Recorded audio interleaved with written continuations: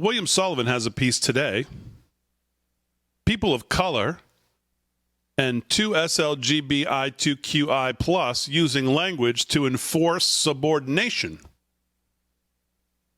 And he says Eli Crane was rebuked for referring to people of color as colored people. That's a controversy which would at any other time in the history of the English language be incomprehensible to a sensible reader. After all, there's no practical differences in the phrases. In fact, the choice to give preference to the phrase people of color is worse than practically useless practically useless to an English speaker.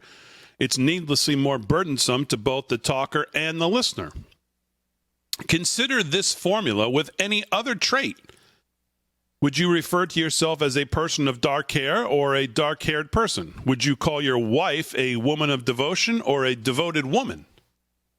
Or your friends that you admire in your community, would you refer to them as people of good hearts or good-hearted people? You know the latter of all those examples to be the most coherent because you speak English. And you would rightfully look at anyone who tells you that your kid is a child of talent rather than referring to him or her as a talented child. But the point for the leftist language police isn't about efficiency in communication, it's about power. You will amend your speech and your language patterns in uncomfortable and nonsensical ways in order to conform to a particular social order. Or you will be socially pillared for your refusal to do so by submitting to stupid new language rules that apply only to you. In Eli Crane's case, it was clearly a slip of the tongue, but that really shouldn't have mattered. If Crane were a black man, he likely could have spoken the N-word without any objection. But since he is not, different rules apply to him. Democrat Representative Joyce Beatty, who was once the chairwoman of the Congressional Black Caucus, asked for unanimous consent to strike the words of referring to me or any of my colleagues as colored people, end quote.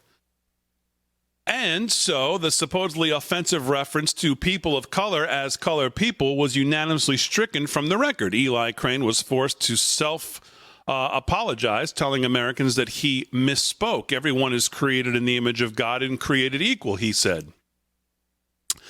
That's an odd sort of non sequitur. Black Americans are certainly created in the image of God and created equal, regardless of whether they're referred to as people of color or, more in accordance with our language's customary usage, as colored people.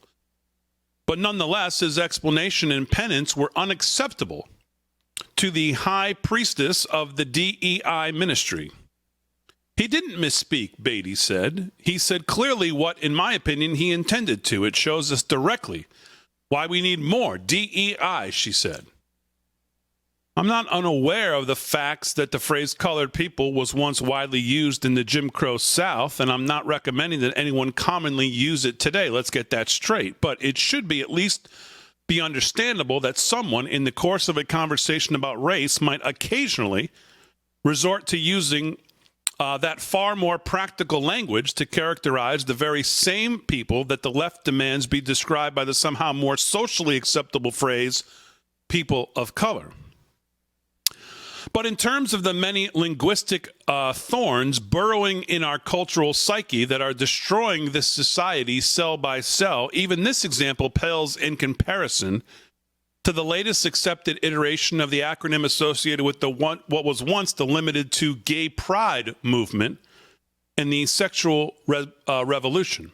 Many years ago, we were presented with a political coalition called LGB, lesbian, gay, bisexual, which later became LGBT somewhere in the 1990s to include transsexuals. This later became LGBTQ, then LGBTQIA in recent years. Back in March of 2022, when ESPN analysts protested a Florida bill which prohibits K-3 instruction regarding sexuality with what nearly two-thirds of Americans openly agree, by the way, the announcer referenced the coalition as LGBTQIA+. That is 8, count them, 8 syllables that people are expected to speak whenever referencing this expanding group of supposedly marginalized people who, outside of their unusual sexual activities or peculiar means of self-identification, are otherwise completely unrelated. But that ridiculous acronym has quickly become the standard in professing one's progressive bona fides here in America. And yet, there seems to be no consensus on the basic meaning of some of the letters of the acronym we're meant to profess and chant in unison each June. Does the Q stand for queer or questioning? Does the A stand for asexual or allies? It all seems very much depending on whom you ask. But our forced contemplation of these supposedly difficult and cultural-defining questions is only part of the absurdity. Forcing you to participate in the absurdity is the actual purpose.